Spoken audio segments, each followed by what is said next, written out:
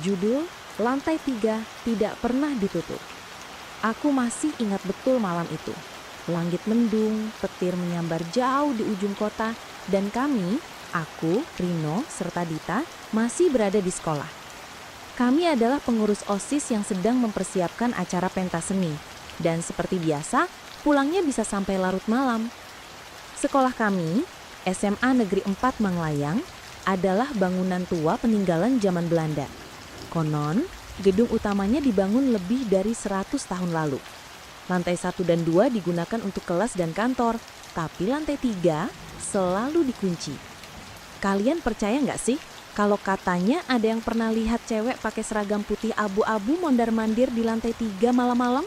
Tanya Dita sambil menatap panggung. Nada suaranya seperti menggoda, tapi matanya tampak waspada. Rino mendengus. Itu mah mitos. Lantai 3-nya juga ditutup karena plafonnya rapuh, bukan karena hantu. Aku tidak menyahut, tapi entah kenapa, sejak kami masuk sekolah ini, ada perasaan aneh setiap aku lewat tangga ke lantai 3. Seperti ada yang mengawasi. Malam itu, kami lembur sampai pukul 8 lewat. Semua guru sudah pulang. Satpam terlihat duduk di pos depan, sibuk memainkan ponselnya. Aula-aula tempat kami berlatih hanya diterangi cahaya neon yang berpendar redup. Saat aku sedang menyusun proyektor, aku mendengar suara dok dok dok dok, seperti suara ketukan dari atas. Aku menatap langit-langit aula. Di atas aula, persis di lantai 3, konon ada ruang arsip yang tidak pernah dibuka. Dengar nggak? Tanyaku pelan ke Rino. Dengar apa? Tok, tok, tok, tok. Kali ini kami semua mendengarnya. Dita langsung menoleh ke tangga belakang aula. Jangan-jangan, gumamnya. Rino berdiri. Yuk ke atas. Jangan sok berani, Rin, bisikku. Tapi dia sudah berjalan menuju tangga. Aku dan Dita saling pandang. Entah karena takut atau penasaran, kami pun ikut di belakangnya. Tangga menuju lantai 3 gelap dan berdebu. Langkah kami bergema aneh. Setiap anak tangga seakan mengeluh, berderit pelan. Sampai akhirnya kami sampai di ujung tangga. Di depan kami berdiri pintu kayu tua dengan tulisan memudar. Ruang arsip. Pintunya sedikit terbuka. Loh, bukannya dikunci? Tanya Dita. Rino mendorong pelan. Engsel pintu berderit nyaring, seperti jeritan pelan dari lorong yang sunyi. Ruangan itu gelap, berdebu. Lemari-lemari tua berdiri di sepanjang dinding, beberapa penuh dengan map dan kertas kusam. Dan di tengah ruangan ada kursi kayu dan seragam putih abu-abu tergantung di gantungan dinding. Tanpa tubuh, kami terdiam di ambang pintu. Seragam putih abu-abu itu menggantung di tengah ruangan, seperti pajangan aneh, lengkap dengan rok abu dan dasi sekolah yang menjuntai. Tidak ada tubuh, tidak ada gantungan yang terlihat jelas. Hanya menggantung begitu saja. Apa-apaan ini? Dita memegangi lenganku. Tangannya dingin. Rino mengeluarkan senter dari ponselnya, lalu menyorot ruangan perlahan. Debu beterbangan dalam cahaya, seperti kabut tipis. Semua dokumen dan lemari kelihatan tak tersentuh selama bertahun-tahun. Tapi lantainya bersih. Seolah-olah seseorang baru saja menyapu. Ayo, pergi dari sini, bisikku. Ini bukan tempat untuk kita. Tapi Rino malah melangkah masuk. Jangan, Rin. Dita menarik bajunya. Tapi ia mengabaikan. Langkahnya bergema lirih di lantai kayu. Ia mendekat ke gantungan itu dan mencoba menyentuh seragam. Begitu tangannya hampir menyentuh, brak! Pintu di belakang kami menutup sendiri dengan keras. Aku dan Dita melompat mundur.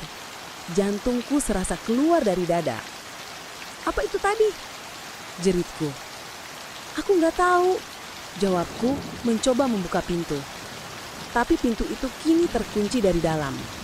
Tak ada kunci, tak ada kait, tapi tak bisa dibuka. Rin, cepat keluar dari sana. Aku menoleh ke arah Rino, tapi dia sudah berdiri membeku. Senter di tangannya terjatuh dan bergelinding ke bawah lemari. Cahaya mati. Kini hanya ada cahaya bulan pucat dari jendela kecil di atas ruangan. Dan dari sinar remang-remang itu, kami melihat sesuatu berdiri di belakang seragam putih abu-abu itu. Sesuatu tinggi, rambut panjang, wajah tidak terlihat, hanya hitam, seperti lubang. Makhluk itu perlahan menyatu dengan seragam, dan kemudian kepalanya mendongak, matanya merah menyala. Dita berteriak. Aku menarik gagang pintu dengan seluruh kekuatan. Tidak bisa, ruangan itu terasa mencekik. Udara jadi dingin, sangat dingin.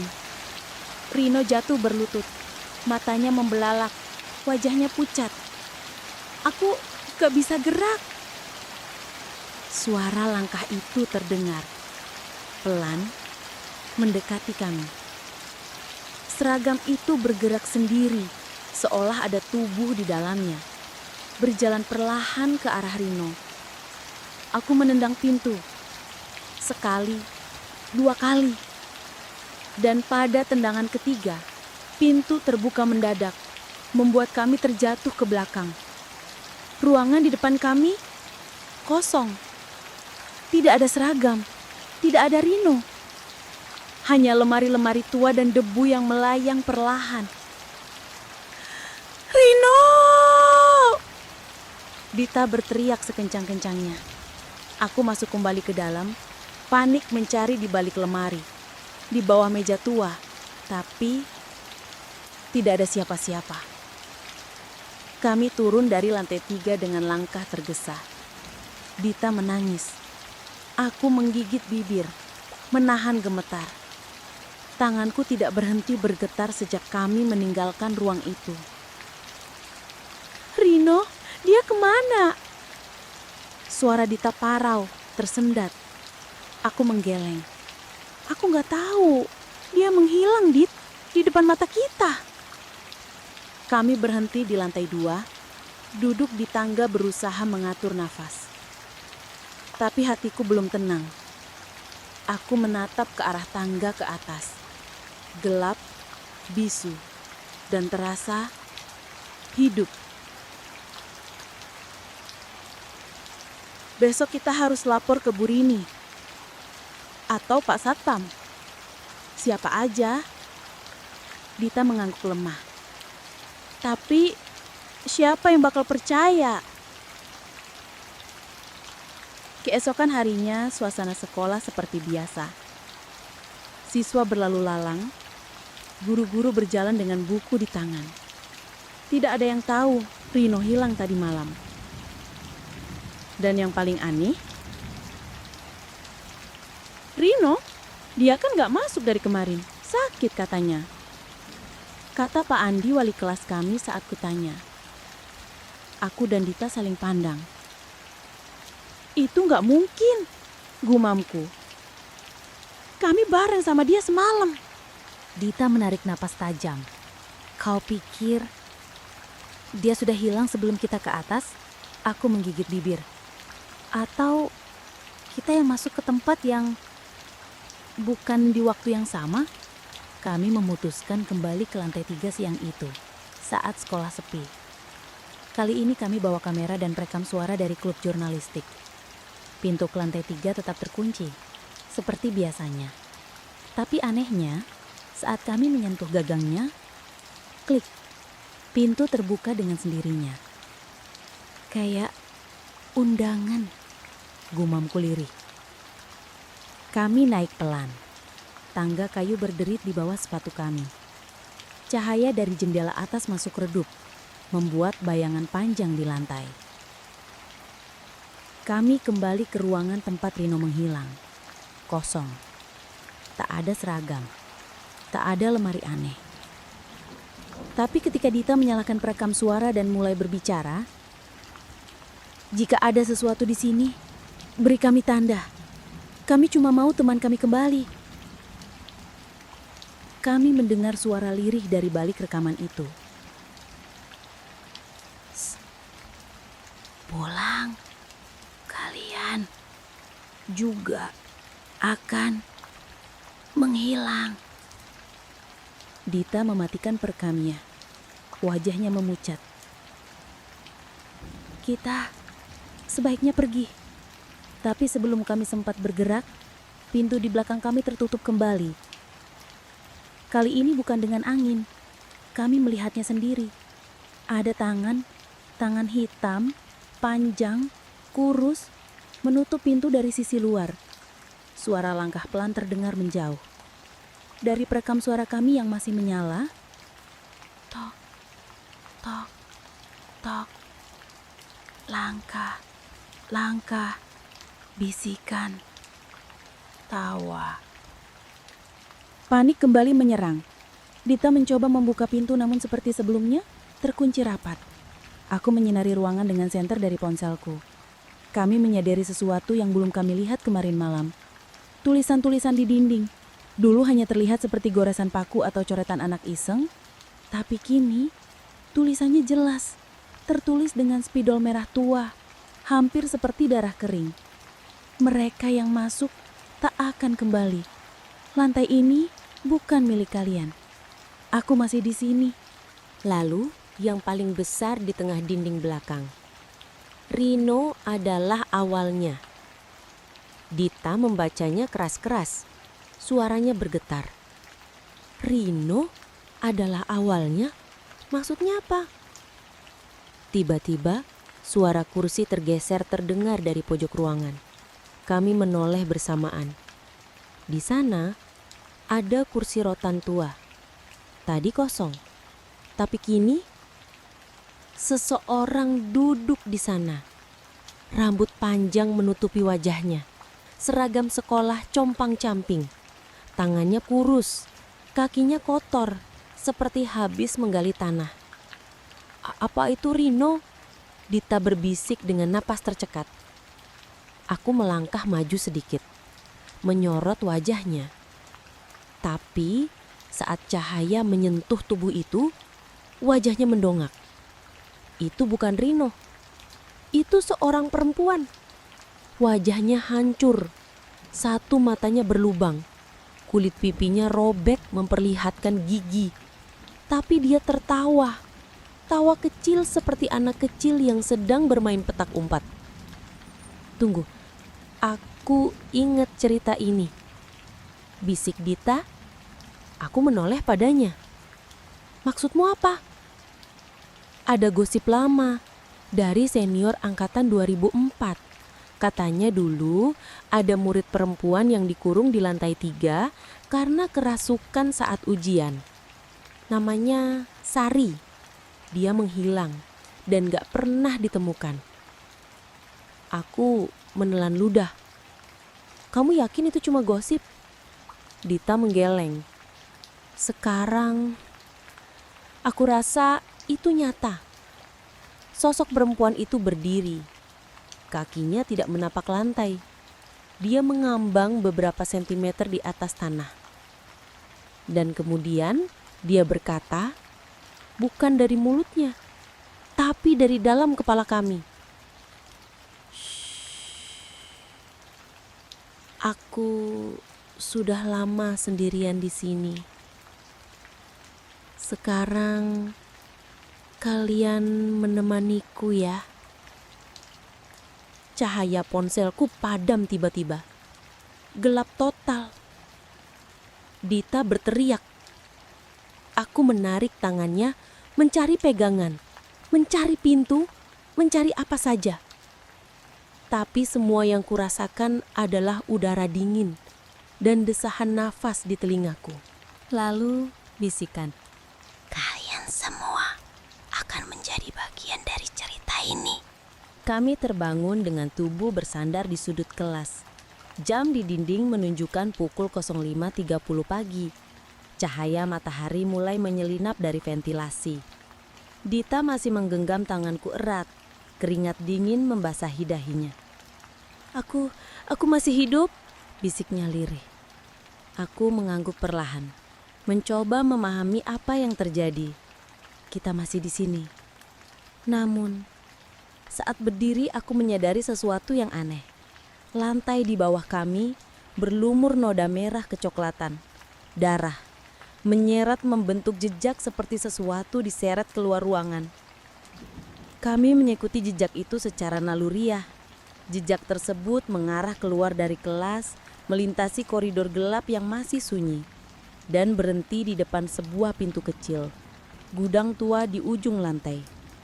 Pintu itu tidak terkunci. Dengan gemetar, aku membukanya perlahan. Bau apek bercampur amis menyambut kami. Di dalamnya gelap, namun seberkas cahaya dari jendela kecil memantul pada sesuatu di lantai.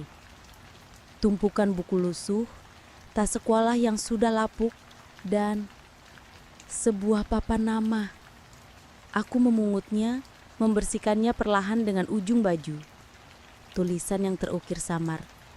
Rino 12 IPA 2.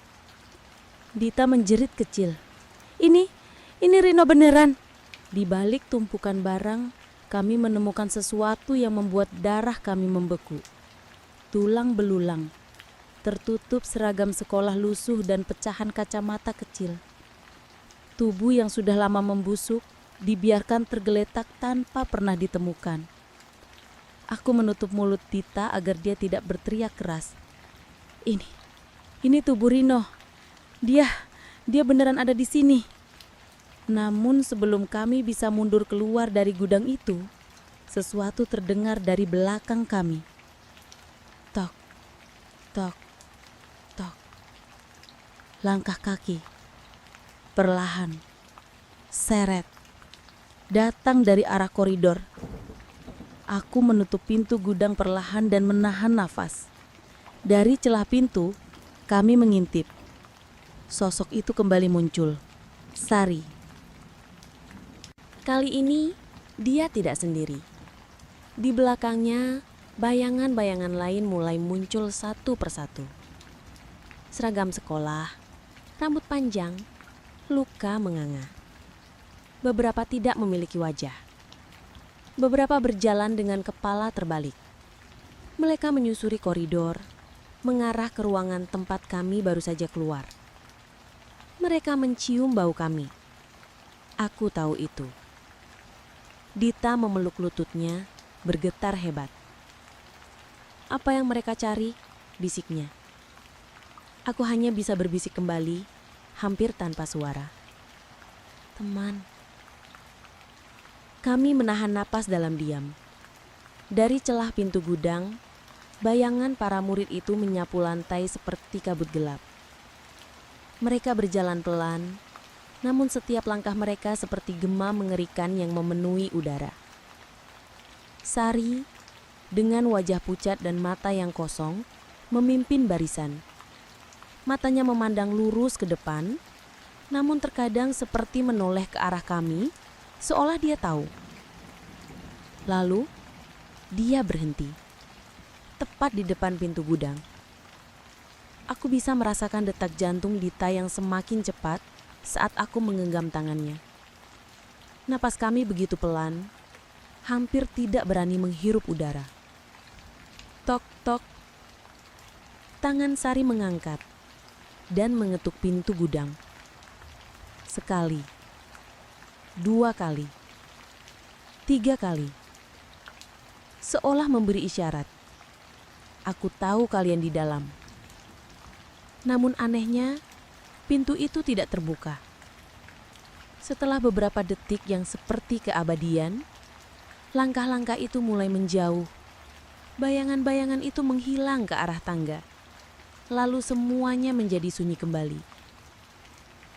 Kami tetap diam selama beberapa menit, hingga akhirnya aku memberanikan diri membuka pintu sedikit.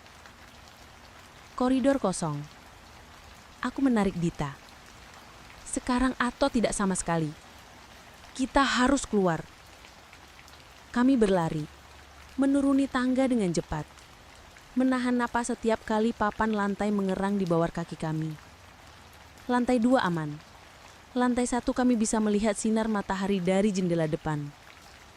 Namun saat kami hampir mencapai pintu utama sekolah, kami mendengar suara itu. Ting! Bel sekolah berbunyi.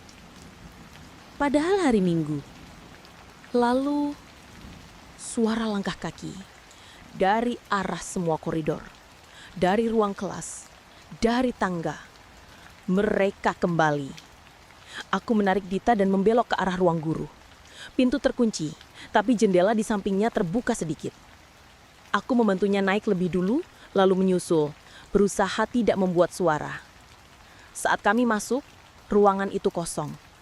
Tapi di atas meja, kami melihat sesuatu yang aneh. Sebuah daftar absensi. Tertulis nama-nama siswa dengan tanda silang merah di samping beberapa nama. Yang membuat dadaku sesak, nama kami berdua ada di sana dengan tanda silang yang baru ditulis. Dita menatapku. Apa maksudnya ini, Ray? Aku tidak bisa menjawab. Tapi satu hal pasti, sekolah ini tidak akan membiarkan kami pergi begitu saja. Kami masih terpaku di ruang guru, menatap daftar absensi itu. Nama kami jelas-jelas tertulis dengan tinta merah menyilanginya. Tanganku gemetar saat menunjuknya. Ini nggak mungkin. Kita nggak pernah ikut kelas di lantai 3. Gumamku pelan. Dita menggeleng perlahan. Mungkin kita udah masuk tanpa sadar. Mungkin waktu kita tidur di perpustakaan, kita dibawa ke sana. Suasana di ruang guru sangat berbeda dari yang kami ingat. Debu di mana-mana, kertas berserakan, dan di sudut ruangan terdapat sebuah koper tua, terbuka. Aku menghampirinya. Di dalamnya ada beberapa buku catatan pelajaran, alat tulis, dan sebuah foto. Foto seorang guru perempuan. Wajahnya pucat dan senyumannya tipis. Di balik foto itu tertulis, Bu Endah, Guru Bahasa Indonesia, lantai 3. Aku menelan ludah. Ray? Suara Dita bergetar. Lihat jam dinding itu. Aku menoleh. Jam dinding menunjuk pukul 3.03. Tapi yang aneh, jarumnya tidak bergerak. Lalu perlahan, seolah digerakkan oleh sesuatu yang tak terlihat, jarum detik mulai bergerak mundur.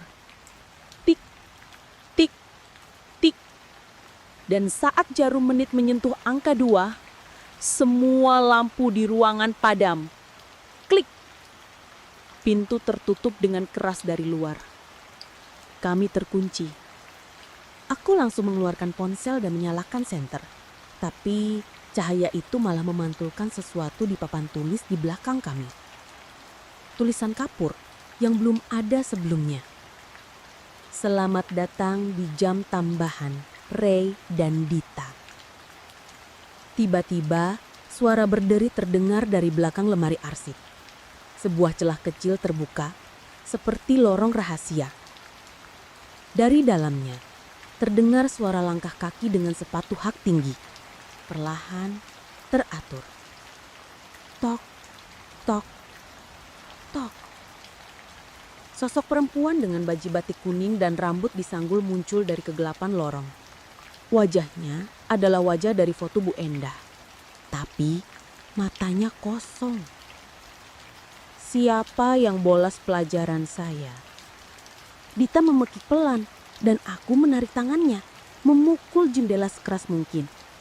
Kaca mulai retak, tapi tidak pecah. Tidak ada yang boleh keluar sebelum jam pelajaran selesai. Suara Bu Tenda serak dan panjang, nadanya seperti diulang dari rekaman rusak. Aku meraih kursi dan melemparkannya ke arah jendela. Berat! Kaca pecah. Aku mendorong Dita keluar lebih dulu, lalu melompat menyusul. Lututku terbentur pinggiran meja di luar. Sakit, tapi kami tak punya waktu untuk mengeluh. Saat kami menoleh ke belakang, Bu Endah sudah berdiri di bingkai jendela yang hancur. Senyumnya makin lebar, Matanya menatap kami tanpa kedipan. Kalian belum absen. Kami berlari menuruni tangga, napas terengah-engah. Setiap pijakan seperti menolak langkah kami, seolah anak tangga berubah bentuk. Kami hampir tergelincir beberapa kali, tapi terus memaksa tubuh turun. Tapi anehnya, kami tak kunjung sampai di lantai dasar. Tangga terus melingkar, seolah memutar-mutar kami di tempat yang sama. Setiap kami melewati sudut, angka di dinding tetap menunjukkan lantai 3. Ini nggak masuk akal, teriak Dita panik. Kita udah turun lebih dari 5 lantai. Aku berhenti sejenak. Tanganku meraba dinding dingin yang berlumut. Jantungku berdetak cepat, keringat dingin membasahi pelipis. Dengerin, kita harus tenang. Pasti ada jalan keluar. Kita nggak mungkin terjebak di lantai yang katanya udah ditutup. Saat itulah terdengar suara bel pelajaran. Tring! Kami spontan menoleh ke atas tangga.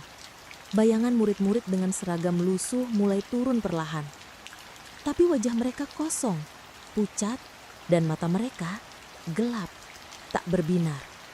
Mereka berjalan dalam barisan, tertib, dengan kaki menyeret.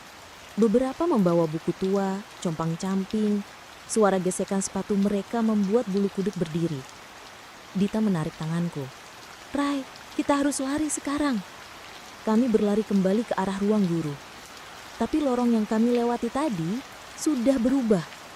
Ruang guru kini menjadi sebuah aula kelas besar dengan puluhan meja kayu dan papan tulis di depan. Di tengah papan tulis ada daftar nama. Nama-nama murid lengkap dengan kolom absen. Dan nama kami ada di sana. Di sebelahnya hanya ada 2 pilihan. Hadir atau tidak hadir.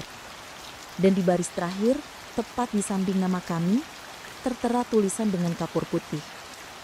Tidak hadir, hukuman. Tiba-tiba, pintu aula tertutup sendiri dengan suara keras. Seluruh ruangan dipenuhi oleh suara langkah kaki. Para murid-murid tak berwajah itu mulai memenuhi bangku. Mereka duduk perlahan, serempak, seperti boneka kayu.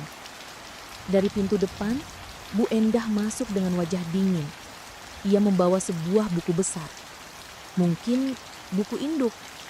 Ia berdiri di depan kelas, menatap langsung ke arah kami. Siapa yang tidak hadir, tidak boleh keluar dari sekolah ini, ucapnya datar. Ia membuka buku induk dan mulai membaca satu persatu nama.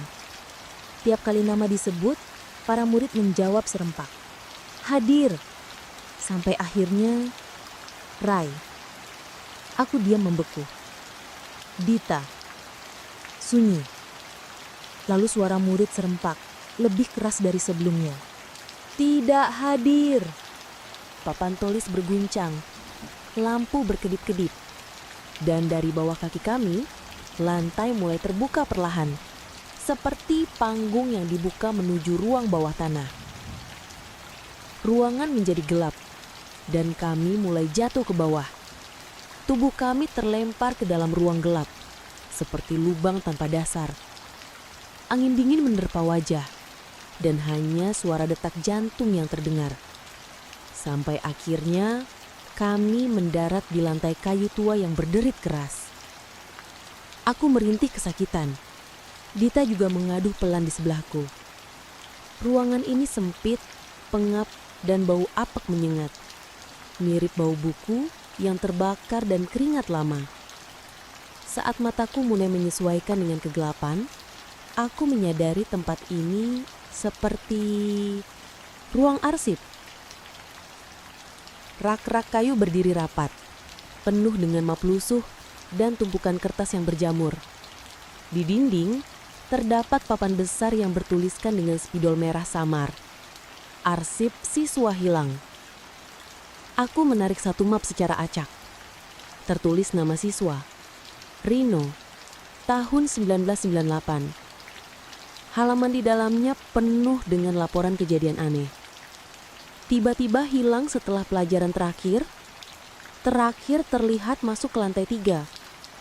Orang tua tidak mendapat jawaban. Map lainnya serupa. Lilis, Angga, Farhan. Semuanya murid-murid dari puluhan tahun lalu. Semua hilang secara misterius. Dan yang membuat darahku seperti berhenti mengalir, aku menemukan map dengan namaku sendiri. Ray, 2025. Dan satu lagi, Dita, 2025. Di dalamnya sudah ada laporan lengkap, bahkan sebelum kami mengalaminya. Tercatat, mengunjungi lantai 3 pada malam hari. Bertemu sosok guru lama. Tidak pernah keluar lagi. Dita membaca bersamaku. Wajahnya pucat.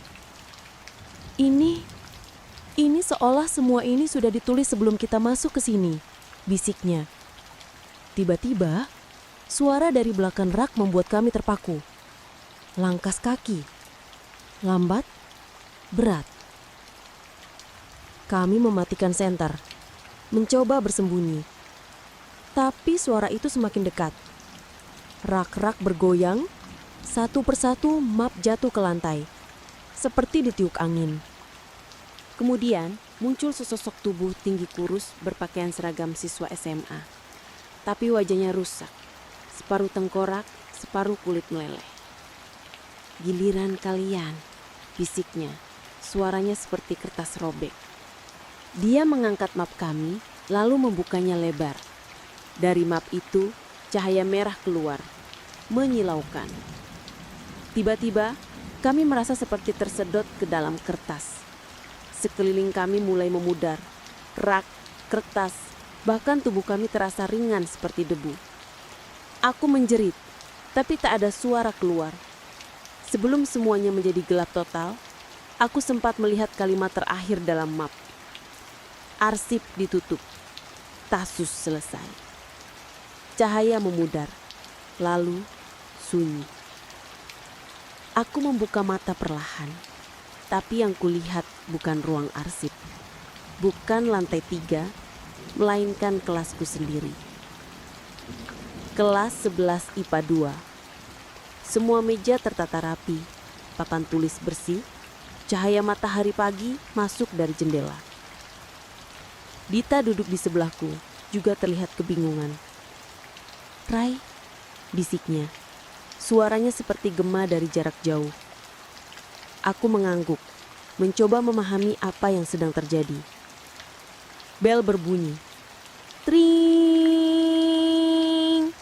Suara itu memekakkan telinga. Tapi anehnya tak berhenti. Bel sekolah yang biasanya berdurasi beberapa detik, kini terus berdering tanpa henti. Kami berdiri, melihat keluar lorong. Lorong kosong. Semua kelas tertutup. Tidak ada suara guru, tidak ada murid lain. Kami melangkah pelan ke ujung lorong. Tangga masih ada, tapi seperti kabur, tidak stabil. Dinding berdenyut, seolah bernafas. Lantai bergetar halus seperti jantung yang berdetak. Saat itulah kami melihat papan pengumuman sekolah di dekat ruang guru. Pengumuman resmi sekolah. Siswa yang tidak hadir akan tetap berada di dalam jam pelajaran. Tugas mereka belum selesai. Kehadiran bersifat abadi. Di bawah tulisan itu, tertempel daftar nama siswa yang masih berada di sekolah. Nama kami tertera di sana. Dita mulai menangis, pelan. Apa? Kita sudah gak bisa pulang, Rai. Aku tidak bisa menjawab, karena aku pun tak tahu. Kami berjalan keluar ke halaman sekolah. Tapi yang kami temukan adalah tembok tinggi melingkari seluruh area, tanpa pintu keluar. Langit di atas kepala kami berwarna abu-abu, seperti langit sebelum badai. Tapi waktu tak bergerak. Tak ada angin. Tak ada suara burung. Kami berada di sekolah, tapi bukan sekolah yang kami kenal. Kami berada di versi lain. Mungkin waktu lain. Mungkin mimpi buruk yang dijadikan nyata oleh sesuatu. Dan saat kami mencoba kembali ke kelas, setiap ruangan telah dipenuhi oleh siswa lain. Siswa tanpa wajah. Mereka duduk tertib menghadap papan tulis. Di setiap papan tulis tertulis satu kalimat yang sama. Absen hari ini wajib. Dan di antara para siswa itu, aku melihat satu wajah yang kukenal. Rino, siswa yang kutemukan dalam arsip tadi. Ia tersenyum dan berbisik pelan. Selamat datang. Kalian sekarang juga murid tetap. Tamat.